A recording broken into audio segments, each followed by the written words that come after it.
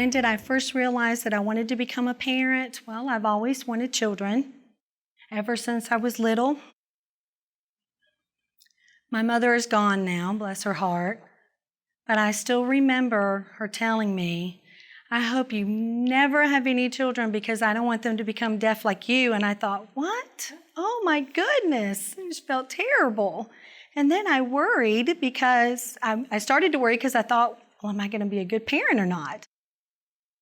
But I had to stay positive. My husband is always positive. Roger was, oh, you'll be fine. You'll be fine. So he's always been really positive. But deep down inside, I still have a little bit of that, that doubt.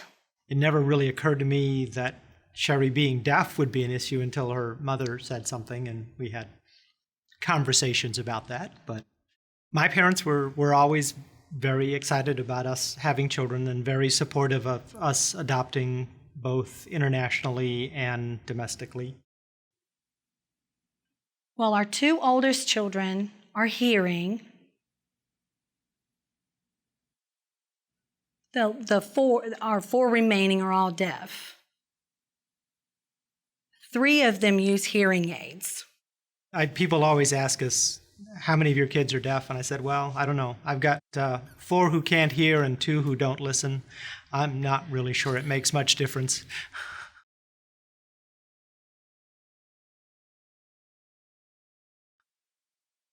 Well, we had a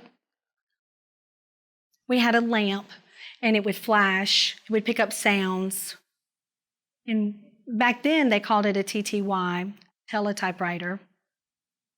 And that's how we would make phone calls. Well, the baby cry has 2 halves. The half that's in the baby's room and the half that's in our room. So there's a half in the baby's room that picks up the sound, and then there's a half in our room that flashes a light. And then, of course, we have what we think of as kind of normal things for deaf homes, doorbells, fire alarms. Right. The light would flash from the doorbell. Now we have a video phone. We didn't have video phones when our first kids were born because they hadn't been invented, but now we have a video phone, so everybody makes phone calls, using sign language through the internet. I think today I've noticed that some of the baby monitors have videos that you can watch the baby. If you're in another room, you can watch the baby. They didn't have that in our time. When we think about our friends, most of them were very enthusiastic. Many of them were excited about us adopting, especially adopting internationally. We've had, I don't know how many friends who've said, oh, deaf people can adopt. And when they found out we were adopting deaf children. A lot of people said that. So there were a lot of folks who were, even our deaf friends were surprised to find out that deaf people could adopt. We have several friends who have adopted both domestically and internationally because they know we adopted, and they know, we could tell them what the process was like and what they had to do.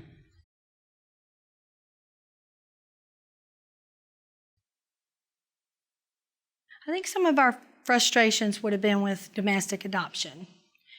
Having the TPR for 2 foster children took forever. I mean, it was obvious that was what the end result was going to be. The birth parents were never fit parents, never became fit parents. They constantly dragged the whole thing out. With the international adoption, it was much quicker. I mean, it's a long process with the home study and collecting the documents, putting them all together, sending them off. It was a long process to do that, but the actual adoption process itself was very quick. It took 2 weeks. And we were done.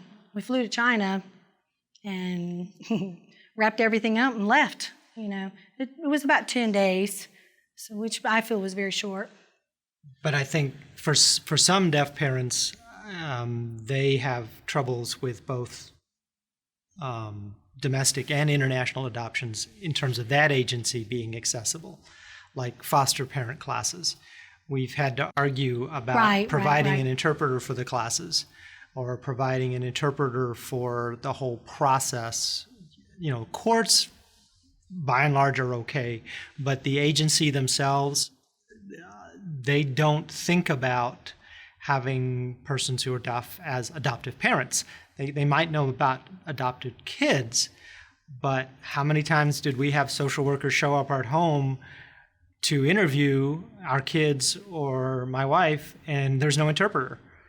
And they might have used me as the interpreter. And of course, I would say I was a perfect parent. And of course, if they interviewed our kids, they loved their dad no matter what they said, but I mean, they just weren't thinking about how would they have that communication directly with the child. Right. And I think it depends on the social worker and the agency, what their perception is of the situation.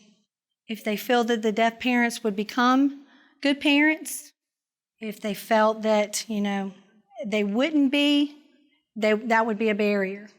So it really depends on what their perceived or preconceived feelings were and what their opinions were about deaf people in general.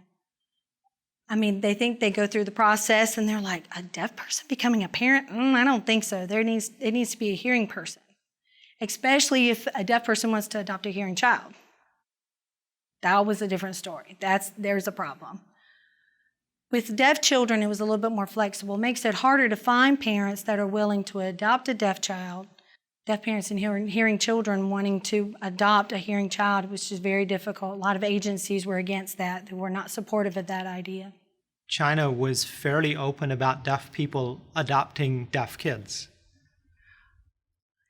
I do wonder how they would have reacted to deaf people adopting hearing kids. But to be honest, most of the deaf people I know have been more interested in adopting deaf kids. So I don't really know how that experience would go.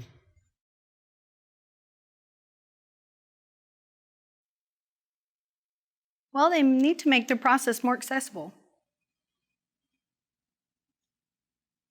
And realize that deaf parents are capable of being good parents, just like anyone else, The message I would give them is reach out to the deaf community.